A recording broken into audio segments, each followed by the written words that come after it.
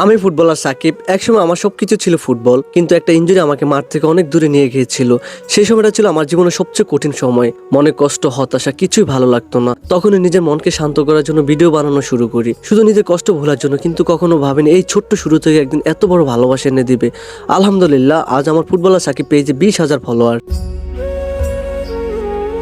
যারা আমাকে ফলো করছেন, আমার পাশে ছিলেন, আপনাদের প্রতি আমি চিরকৃতজ্ঞ। সত্যি বলতে কাছে মানুষ থেকে ততটা পাইনি, তার চেয়ে বেশি ভালোবাসা পেয়েছি দূরের মানুষদের কাছ থেকে।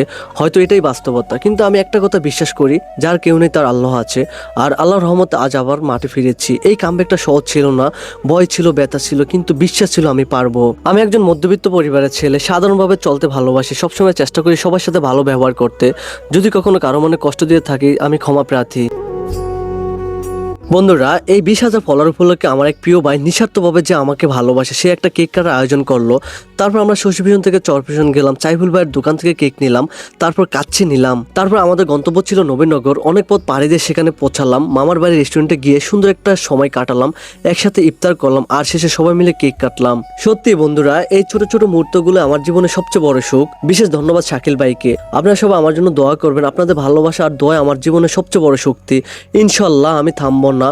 আমি আবারও প্রমাণ করব, একজন ফুটবলার কখনো হার মানে না।